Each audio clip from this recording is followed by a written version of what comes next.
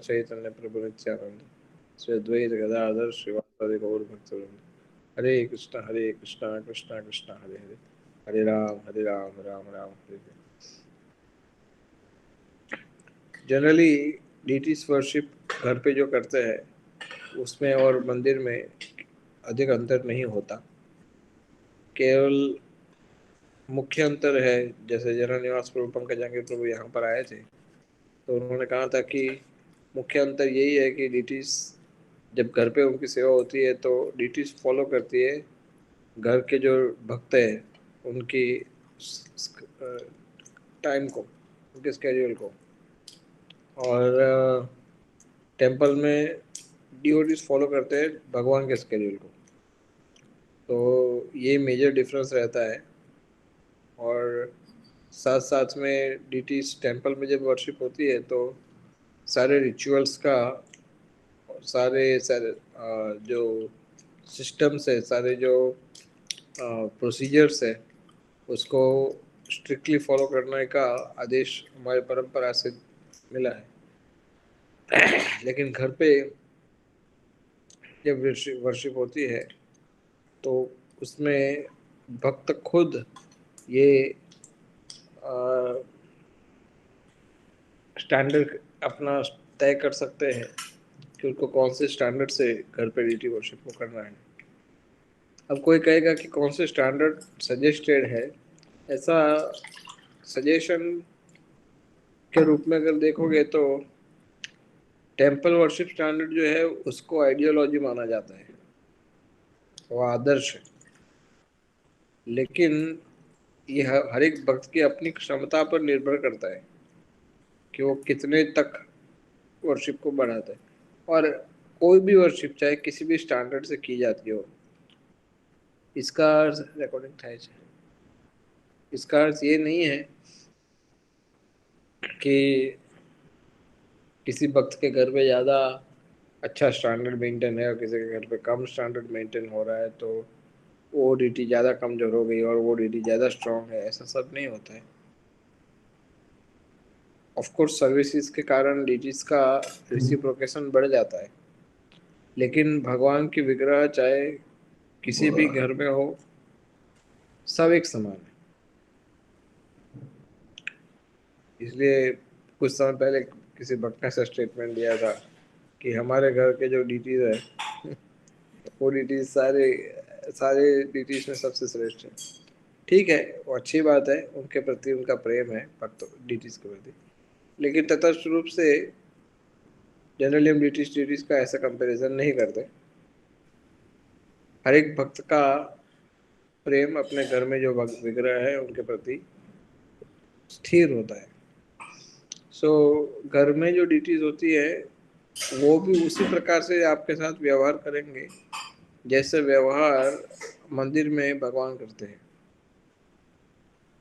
सो deities को जो standard procedure है वो ऐसी है कि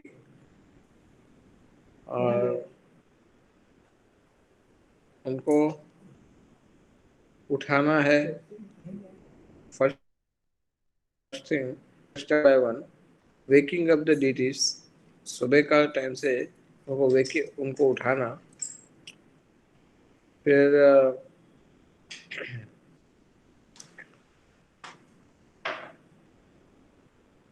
वेकिंग अप डीटीज का अर्थ क्या होता है, जैसे हमने पहले एक बार चर्चा कर दिया था कि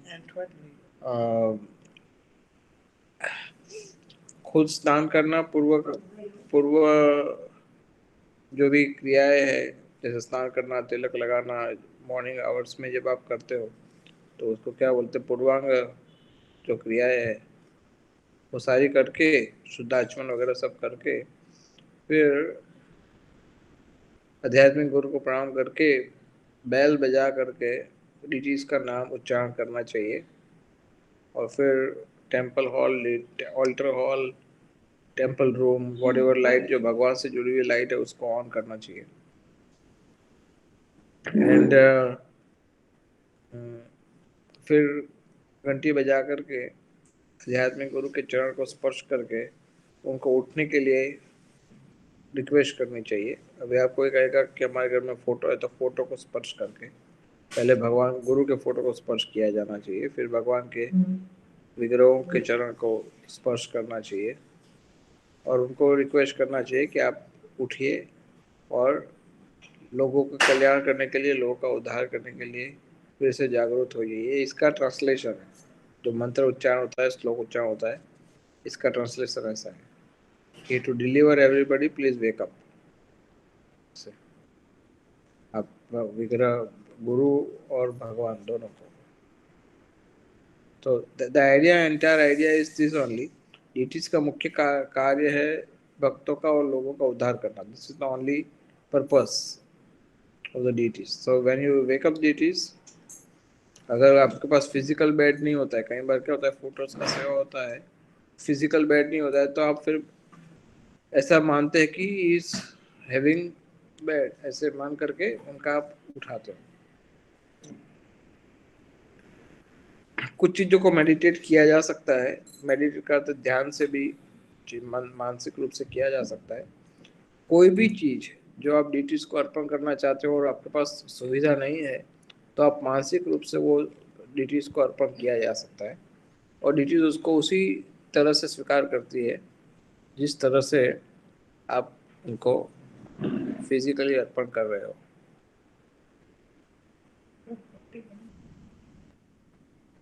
सो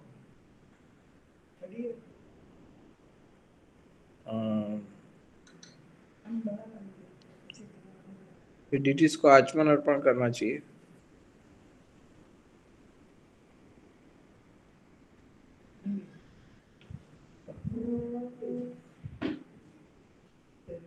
ના એમને પહેલા જ કમ્ફર્ટેબલ બેસી શકે, ક્યાં કમ્ફર્ટેબલ ફરી શકે એ રીતે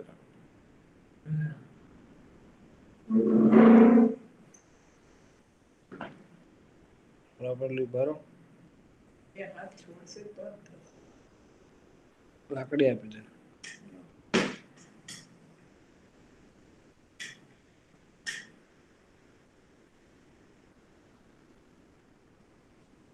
હજી હજી હજી ફેરવો પડશે, હજી ફેરવો પડશે।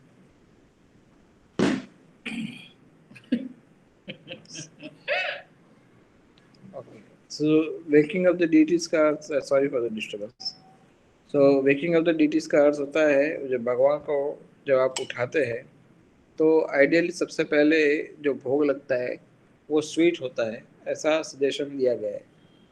इसका पीछे का रीज़न ऐसा है कि मॉर्निंग आवर्स का अर्थ भगवान मंगला आरती के समय पे अगर आप उसका मूड देखोगे तो मूड में ऐसा है कि Krishna has completed his rasa dance and now he is ready to accept worship from you. This is the mood. सो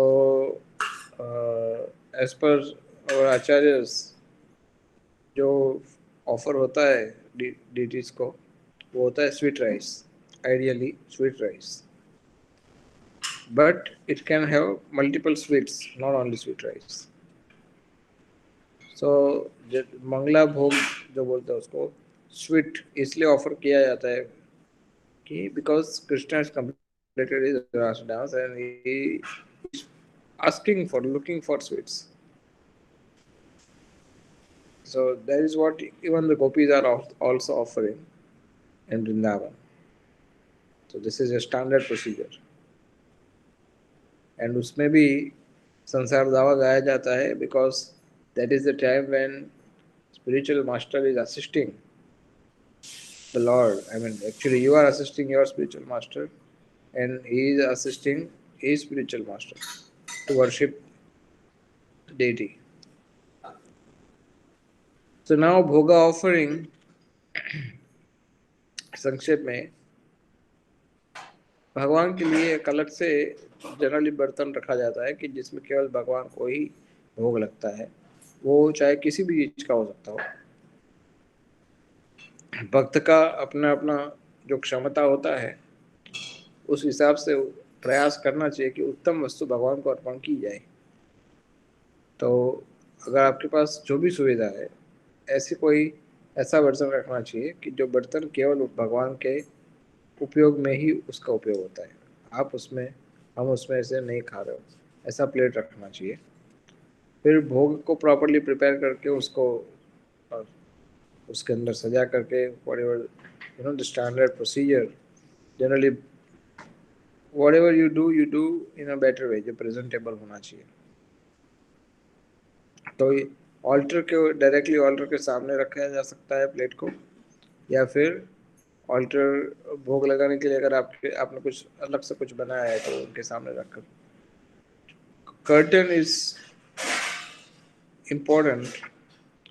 भगवान भोग स्वीकार करते हैं जिसमें वो चाहते नहीं कोई उनके सामने आसपास हो। तो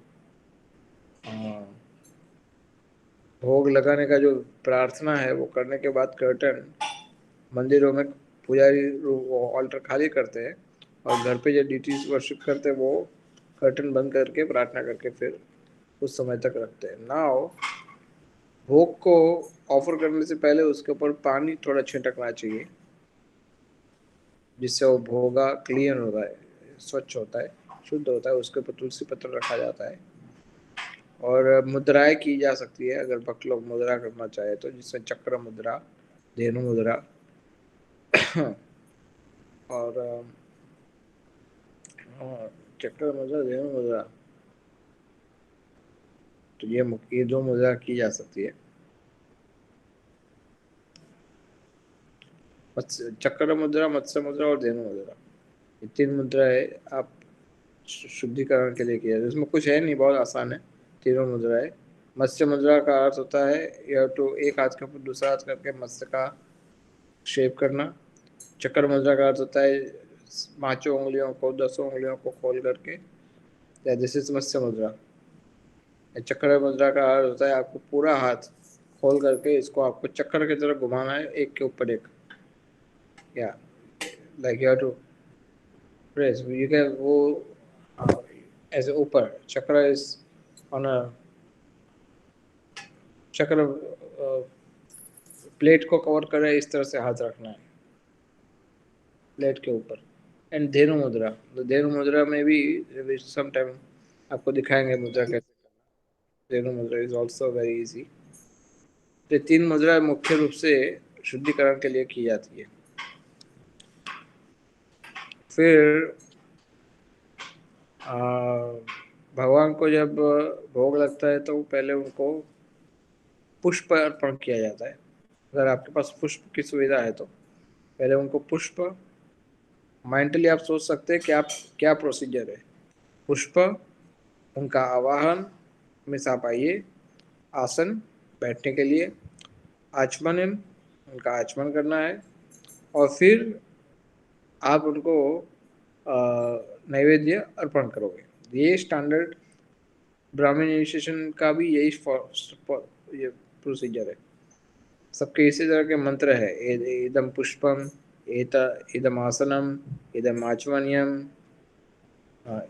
देन इदम इदम इदम पाद्यम, देन इदम नैवेद्यम, इदम पानीयादिकम सर्वम। ये है मंत्र। और ये जितने भी मंत्र मैंने अभी आपके सामने बोले, वो हर एक मंत्र के पीछे उस पर्टिकुलर डीटी जिनको आप सेवा कर रहे हैं उनका बीज मंत्र उच्चारण करना है। बीज मंत्र, बीज मंत्र आपको गुरु देंगे। सीड मंत्र जब आप सेकेंडरी सेशन लेंगे उस समय आपको इनका बीज मंत्र प्राप्त होगा।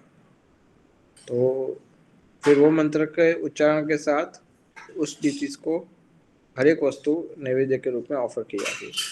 प्राय ऐसा देखा जाता है कि ब्राह्मण इनिशिएटेड डिवोटी आचमन पात्र लेकर के उसको दूसरे पात्र में चम्मच से खाली करते हैं। ब्राह्मण इनिशिएशन देखा तो शास्त्र का नियम के अनुसार जो चीज़ आपके पास फिजिकल अवेलेबल नहीं होती है उसको आप जल के माध्यम से सब्स्टिट्यूट करके वही मंत्र का उच्चारण करके उसको अर्पण किया जाता है। तो जनरली पुजारी आपने देखा है कि वो आचमन पात्र से दूसरे पात्र में चम्मच से पानी डालते रहते हैं और घंटी बजाते रहते हैं।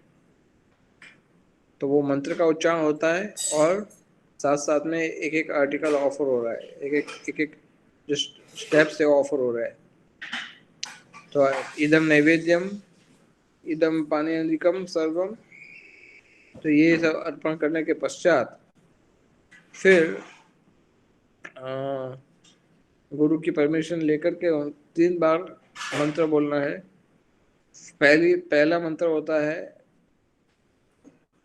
3 बार, पहली 2 लाइन आध्यात्मिक गुरु के प्रणाम मंत्र की,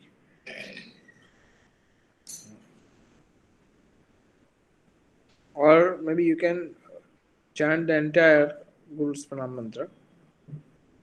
Then Prabhupada's Pranam mantra, at least first 2 lines. And उसके बाद नमो महावदान्याय एंड नमो ब्रह्मण्य देवाय, इसको 3-3 बार जप करना है। सो इसके पश्चात अभी कोई पूछेगा स्टैंडर्ड टाइम कितना होना चाहिए, तो 10 से 15 minute. Then as per your services requirement, कभी किसी को जैसे रूटीन वाले डिवोटी होते हैं उनको 2 मिनट में भोग लगाना पड़ता है अगर उनको ऑफिस जाना होता है बॉडी वर्क, तो there is separate standard. But अगर पीसफुल है standard, no problem with the time, then minimum 10 to 15 minutes to keep for भोगा ऑफरिंग। उस पर्टिकुलर समय पर भक्त लोग को भोगा लगाने के पश्चात गायत्री मंत्र का उच्चारण करना चाहिए। आइडियली पुजारी को, अगर गायत्री मंत्र जिसके पास है उनको गायत्री मंत्र का उच्चारण करना चाहिए। अगर वो चाहे तो सभी गायत्री मंत्र का उच्चारण कर सकते हैं, और अगर वो चाहे तो केवल ब्रह्म गायत्री का उच्चारण कर सकते हैं। That can be discussed once everybody are second initiated, तो वो उनको बताया जा सकता है। बट आइडियली भोगा जब लग रहा है तब गायत्री मंत्र का उच्चारण करना चाहिए। So that is the idea. Then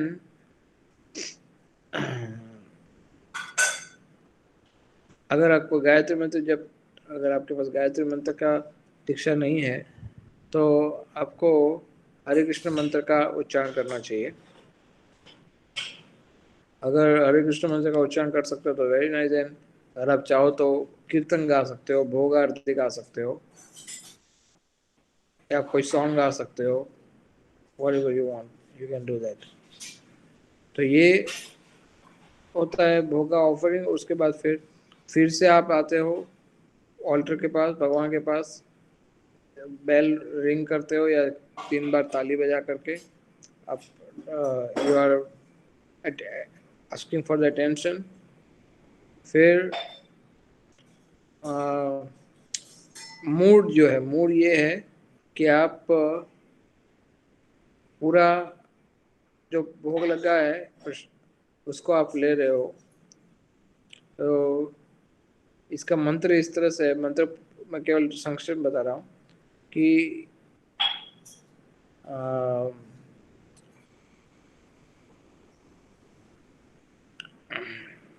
उसके बाद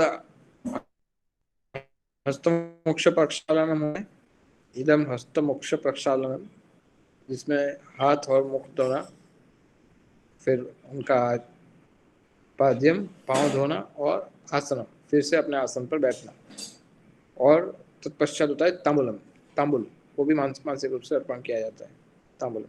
तत्पश्चात जो महाप्रसाद होता है, तो महाप्रसाद को सबको अर्पण किया जाता है मेंटली, जो प्लेट हुआ है उसको।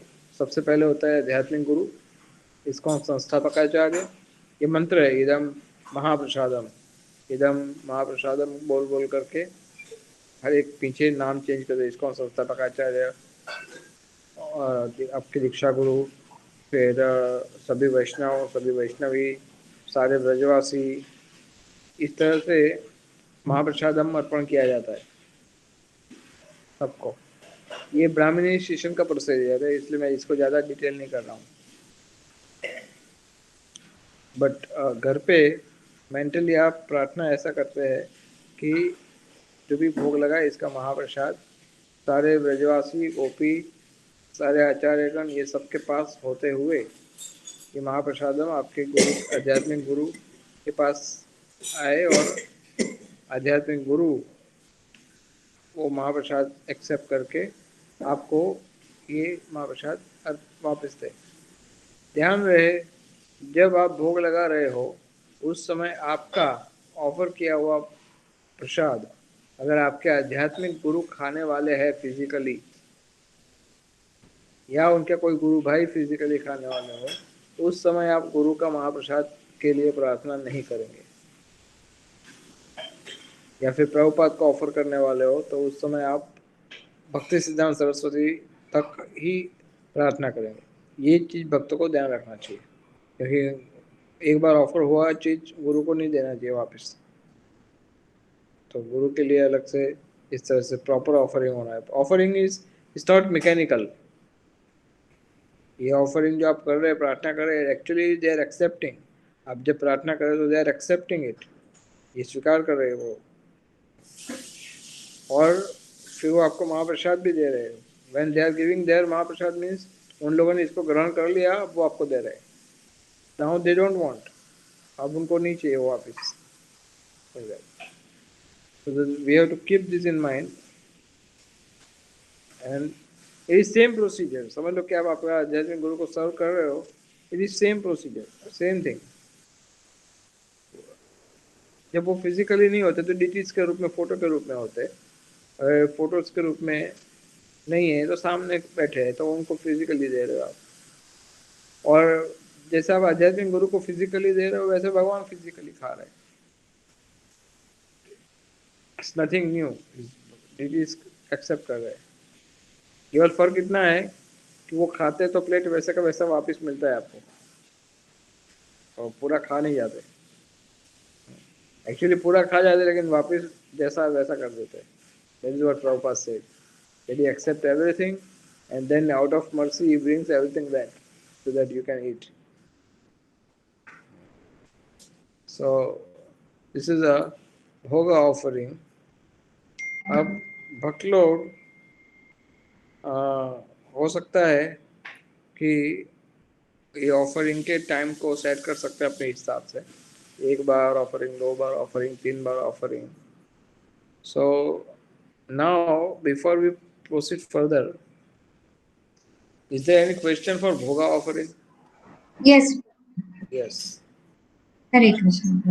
Prabhuji, the last part, Prabhu, that offering has to, after we take the offerings from the Lord, from the deities, then आपने वो मतलब कैसे, वो किस ऑर्डर में प्रसाद हमें गुरु महाराज, और वो किस ऑर्डर में, क्योंकि आपने ऐसा बाद में बोला कि जब हमें प्रभुपाद को अगर ऑफर करना है तो हमें भक्ति सिद्धांत महाराज तक ही प्रसाद का वो मतलब उनको ऑफर करना है। तो वो एक बार और प्लीज क्लैरिफाई कर दीजिए।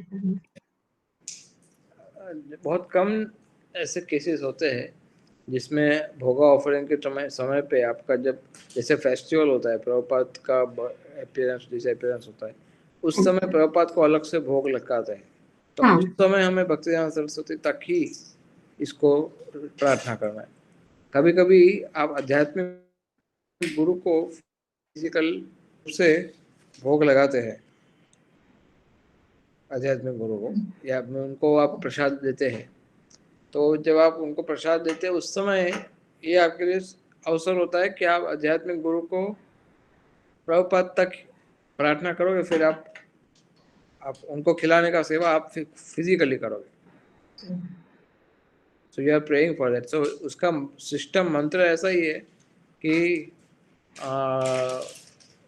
स्टार्टिंग फ्रॉम गुरु ओनली, इदम महाप्रसादम, फिर गुरु का बीज मंत्र, फिर इदम महाप्रसादम, इसको संस्थापकाचार्य का बीज मंत्र, फिर इदम महाप्रसादम सर्व वैष्णवेभ्यो नमः। इस तरह से स्टेप बाय स्टेप मंत्र। बट द आइडिया इज गुरु, प्रभुपाद, परंपरा, all Vaishnavas and Brajavasis. This is the standard. All Vaishnava includes Vaishnavis also. There is no separate. Vishnu I mean, yeah, it's all same. Vaishnava, Vaishnavis are same. ठीक है. Yeah. So this is step by step. Right. I have one letter written by Pankajange Prabhu, and he sent me, अच्छा. this entire detail in one email. So sometime maybe I can forward it to you. Okay. Yeah. Thank you. Yes. Yes. More question. More questions. Actually, you answered this question. Mataji already asked, so that was the only doubt. Okay. Hare Krishna, Guru. Yes.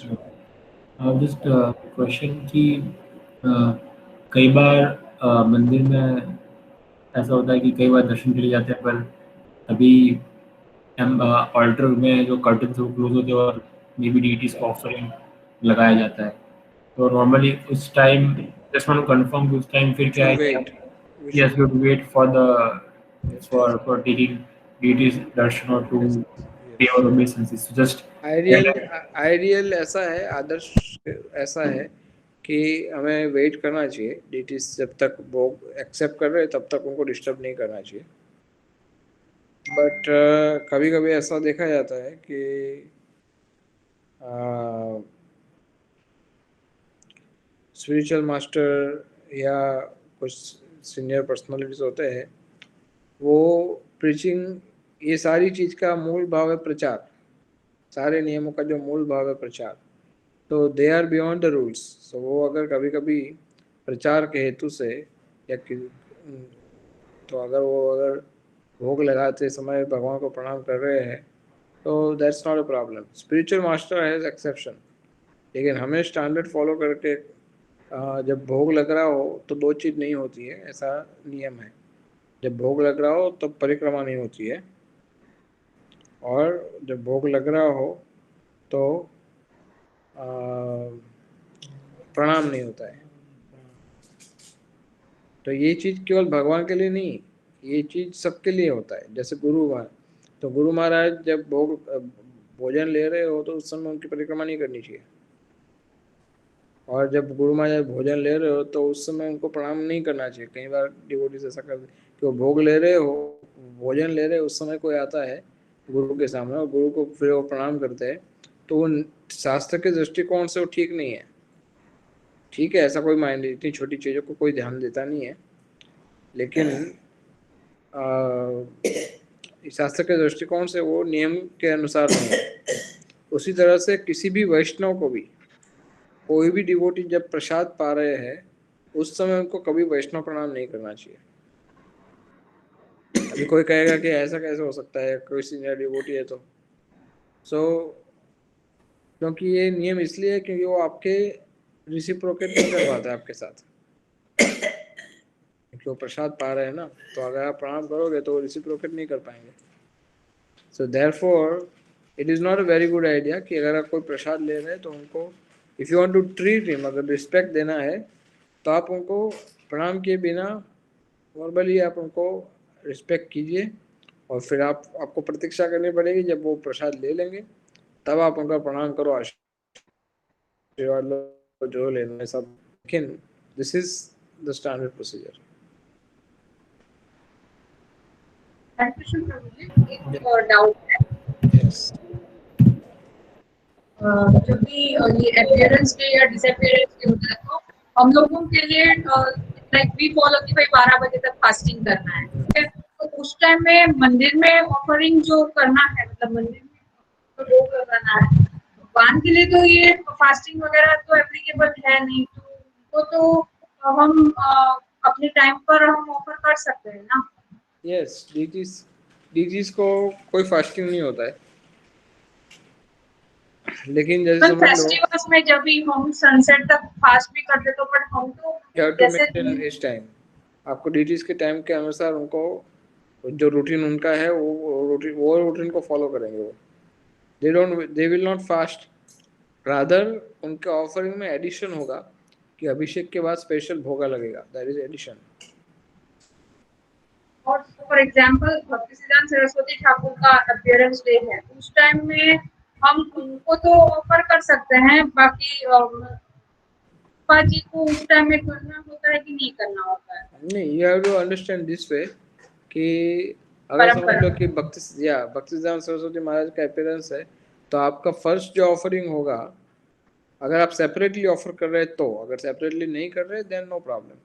अगर separately offer कर रहे हैं भक्तिसिद्धांत सरस्वती को, उस समय आप directly भगवान को ऐसे भोगा के टाइम पर गौर कृष्णदास बाबा जी महाराज तक का प्रार्थना किया जाता है।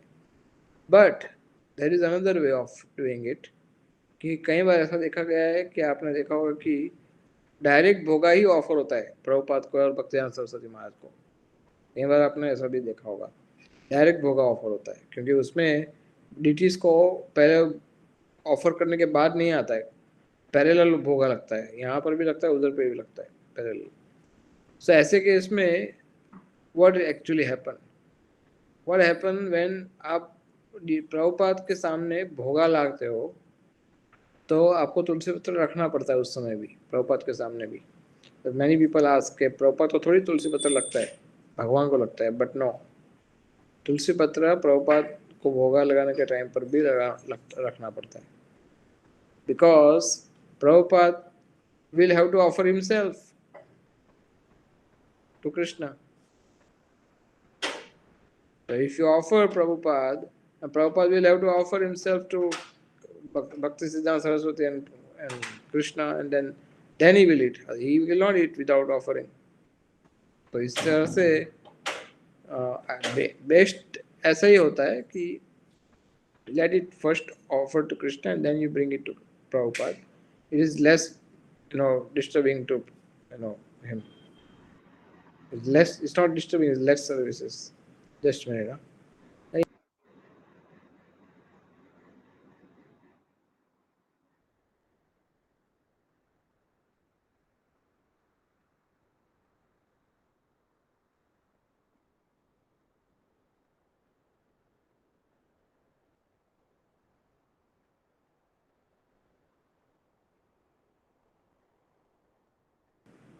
Yeah.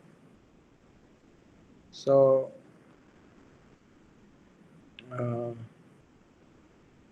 so we should offer first to Krishna and to Parampara and then Prabhupada, and this way.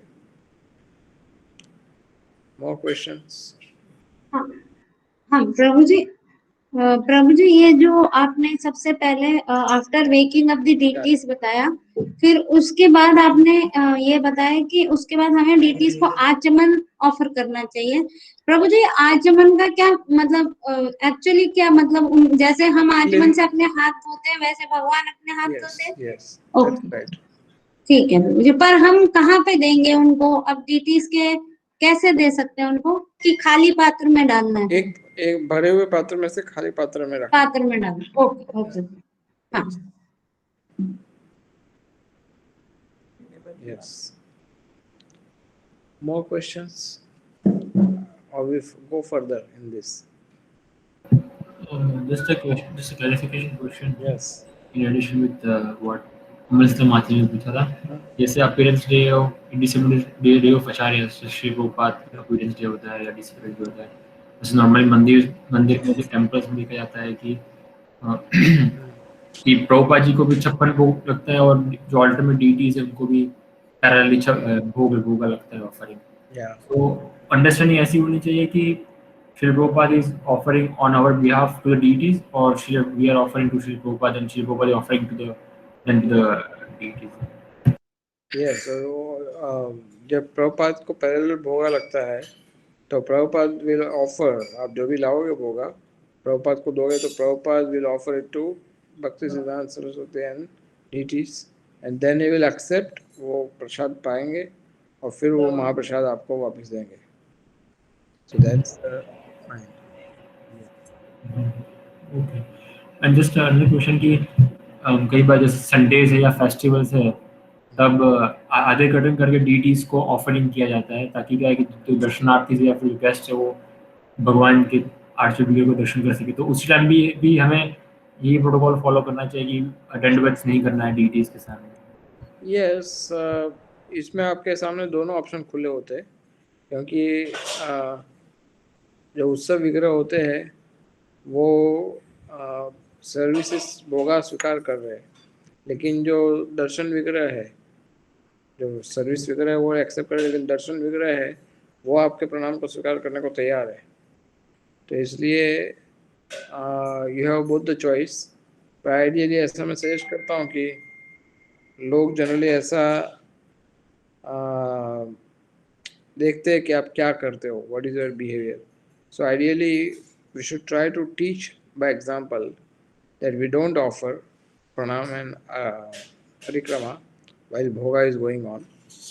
But if you are, anyway you are going to take darshan, and कई बार होता है ऐसा कि you are not going to wait for so much time, तो आप वहाँ पर दर्शन लेकर के जाए, you are going, that's a different way, then that's a different thing.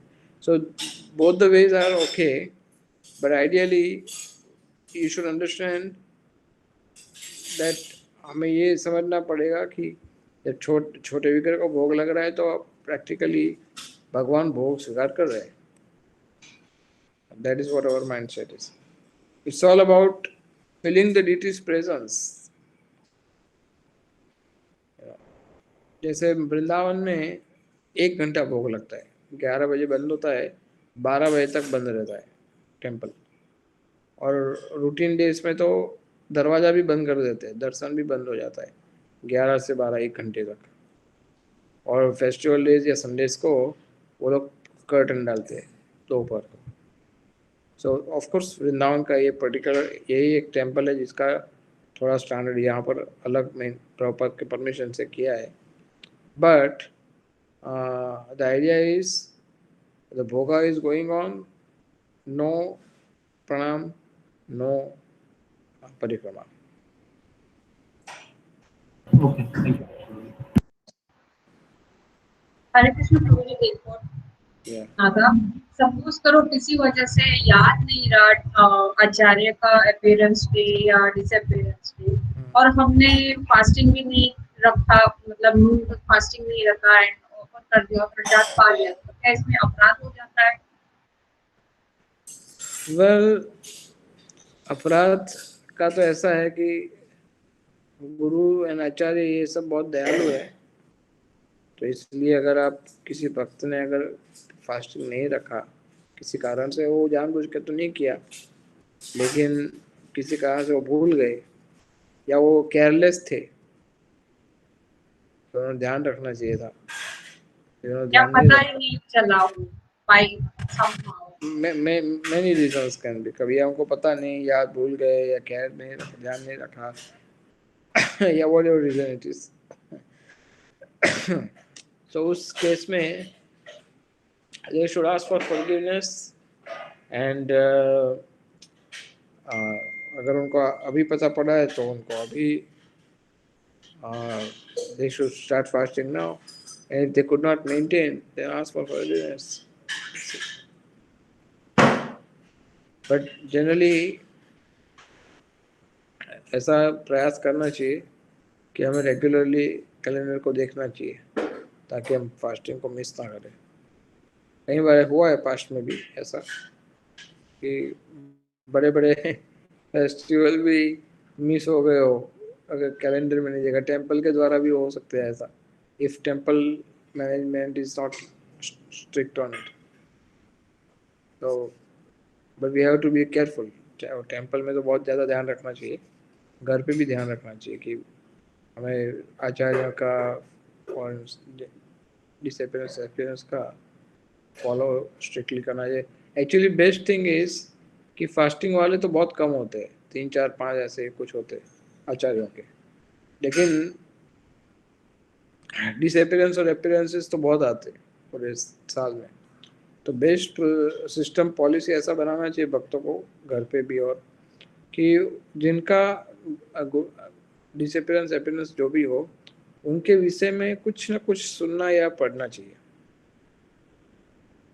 उनके विषय में थोड़ा उनको याद करके उनके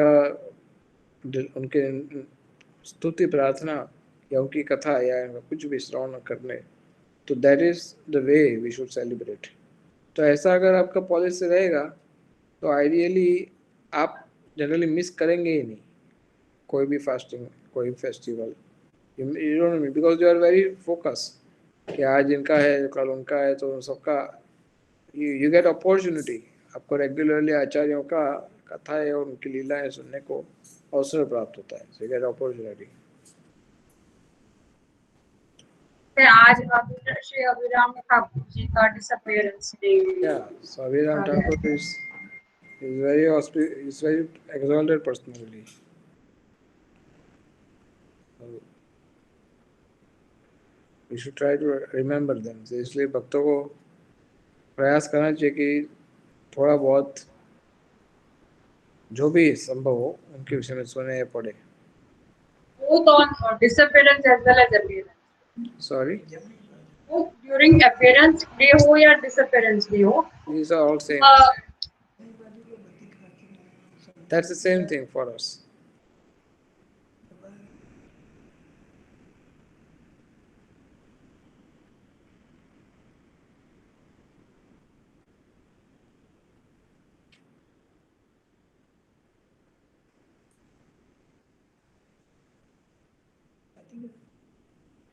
So I can speak further for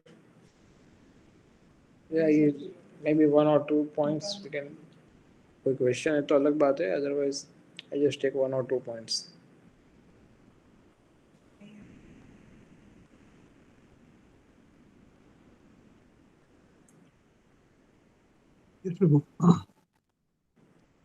Yeah, so I'm just trying to figure out what is more. So generally after Mangala arati घर पे अगर आप करते हैं तो स्नान आता है उसके बाद। स्नान के टाइम के स्नान के लिए वही there are small things like आसन ऑफर करना, ये सब चीज़, तो दैट ऑल पार्ट्स ऑफ ये सारी चीज़ें उसके प्रोसीजर का भाग है कि उनको आसन देना, उनका अभिषेक करना, सो हाथ से उनको आह्वान करना, फिर उनको स्वच्छ कपड़े, भगवान का अभिषेक करने के पहले उनको अभिषेक के लिए स्पेशल गमछा रखना चाहिए, स्पेशल कपड़े अभिषेक के, नहाने के कपड़े, तो वो पहनेंगे भगवान। फिर उनको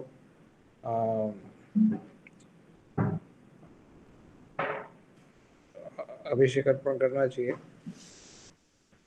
अभिषेक अर्पण करने के लिए पंचामृत, जनरली पंचामृत अर्पण किया जाता है, अर्थात अगर पूरा अभिषेक होता है तो गोपी चंदन का पाउडर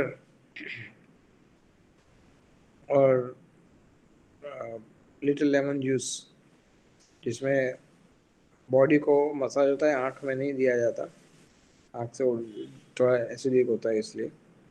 तो इस तरह से सॉफ्ट कपड़े से या कॉटन से या गीले कपड़े से भगवान को डिटीज को स्वच्छ किया जाता है। कभी मेटल डिटी को अभिषेक किया जाता है, कभी जगन्नाथ जैसे वुडन डिटी हो तो ऐसे डिटीज को पंचामृत वगैरह केवल दूर से अर्पण किया दिखाया जाता है, प्रॉपर अभिषेक नहीं करते रोज, क्योंकि वो उनका सिस्टम ही अलग है वुडन डिटी का। तो उनको केवल दिखाया जाता है पांचों चीज़ों को और एक एक करके अर्पण किया जाता है। और as far as flower abhishek and fruit juices abhishek, तो ये सब फेस्टिवल्स के लिए ठीक है। रूटीन में केवल जल या पंचामृत, इससे ही अभिषेक होता है। सो वो नित्य सेवा में नहीं आता, नैमित्तिक सेवा में ये सब आता है। नैमित्तिक सेवा का अर्थ होता है फेस्टिवल ड्यूटीज, फेस्टिवल सर्विसेज। नित्य सेवा का अर्थ होता है डेली सर्विसेज। तो नैमित्तिक इज फेस्टिवल, नित्य इज एवरीडे। एंड अभिषेक के टाइम पे हो सके तो चिंतामणि श्लोक का गाना चाहिए या पुरुष सूक्त मंत्र उच्चारण करना चाहिए। ये हो सके तो करना चाहिए घर पे।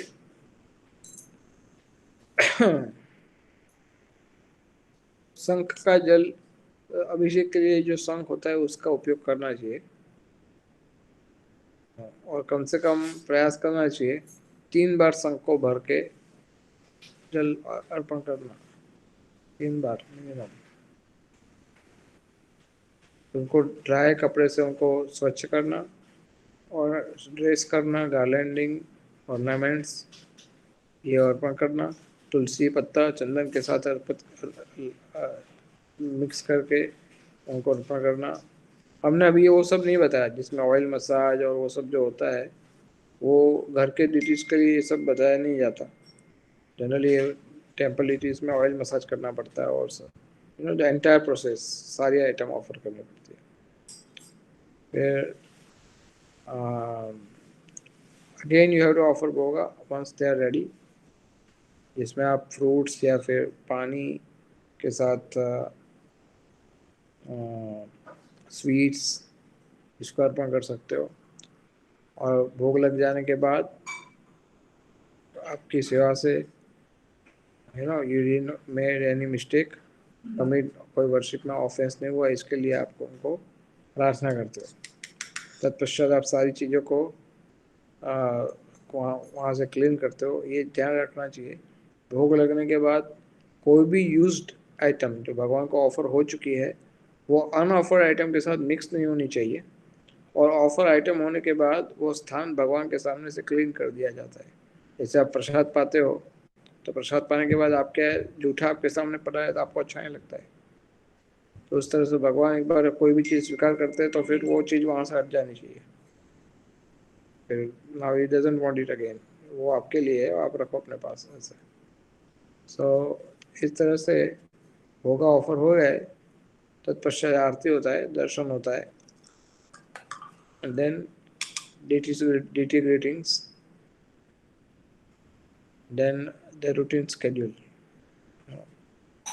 तो आरती के विषय में we will talk next time, and how to give deities rest, कैसे सुलाना, that we'll discuss next time.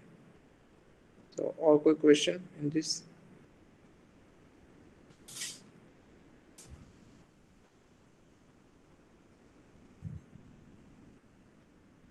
No question.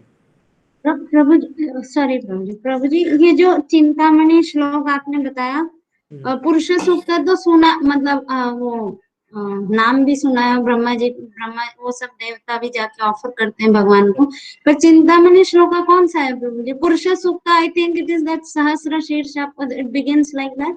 Chintamani is Govindam prayers. और Brahma Samhita? Yeah, that is Chintamani. Okay okay, ठीक है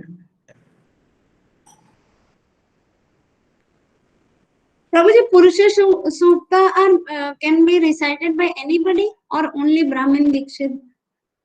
Well, it can be recited by anybody. प्रार्थना है, स्तुति है। Okay ठीक।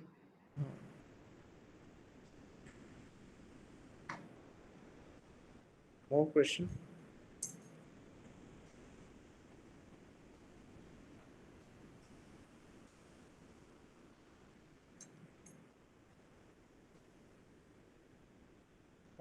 Okay, so yes, question.